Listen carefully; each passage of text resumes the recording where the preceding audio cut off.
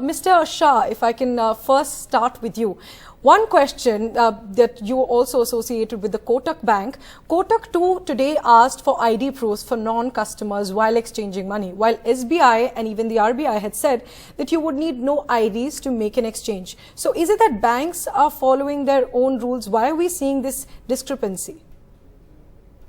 I work in Kotak Mutual Fund, which is part of Kotak Bank Group, but I won't be in a position to answer on their behalf. It's my banking people who will be in a better position to answer that. Right. And so, of course, banking experts would be able to answer that better. And we also have Mr. Ashwini Rana, who's been with the Canara Bank in the past. And why do you think, sir, that banks had these different policies on exchanging today? Could there be a lack of communication, a lack of preparedness when it comes to banks exchanging these 2,000 rupee notes? No, I think it is a miscommunication between RBI and banks. Actually, when RBI given the instructions to the bank earlier, and later on they changed that there must not be required any ID for exchanging the note. Immediately State Bank issued letter, and that letter went to the media, and it was everywhere. It was noted that they will not ask. But other banks, some banks they are asking for ID, and some banks it is not good. Actually, RBI should have come and tell all the banks that uniform instructions for the exchanging of the notes. And actually, they should not withdraw this. Actually, that ID must be there for exchanging the note, because tomorrow who is taking money, who is taking the second time, third time.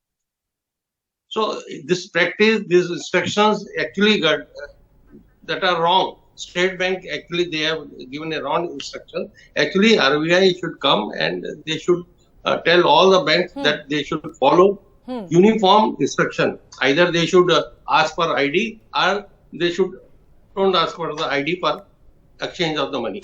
Right. Of course, all banks should have uniform instructions to end this confusion. And Mr. Shah, if I can come to you next.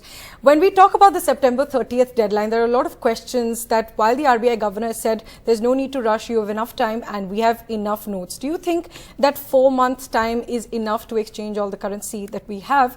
And what do you think, will happen after the 30th of September? That's a question on most minds right now. So one, any person can deposit any amount of 2,000 rupee notes in their bank account. An honest tax-paying citizen will have no problem in depositing whatever 2,000 rupee notes they have in bank account, and they can do it at one go. Now, obviously, everyone is not tax-paying, but then they are unlikely to have more than 10 2,000 rupee notes. So my feeling is that this 4 months time is good enough for people who are paying tax and who doesn't have to hide anything. This is good enough time. Obviously, there are people who may not have all accounted income. Well, they'll have to pay the price. But sir, how will people with unaccounted income really pay a price when in so many banks, including the SBI, including Punjab National Bank, they're not asking for any ID proof? So how will these transactions be really monitored to make sure that people with disproportionate income really pay a price for that? Ma'am, चोर की दाढ़ी में हमेशा तिनका होता है. How many people will be brave enough to go to the bank with crores of rupees and say exchange it out?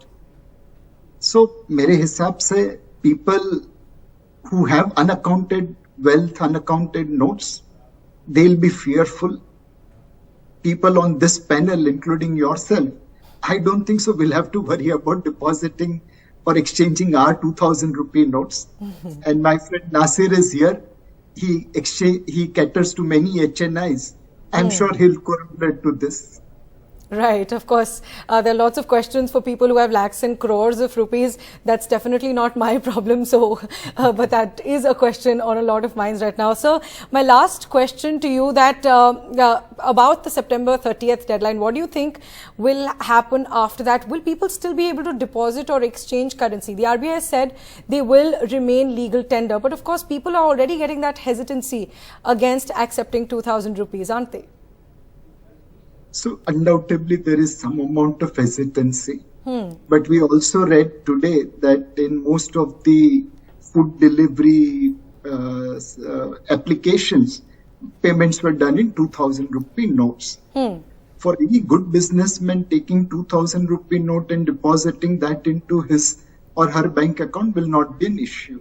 Right. It's only if you are dealing in, not disclosing what you are doing, then only the problem arises.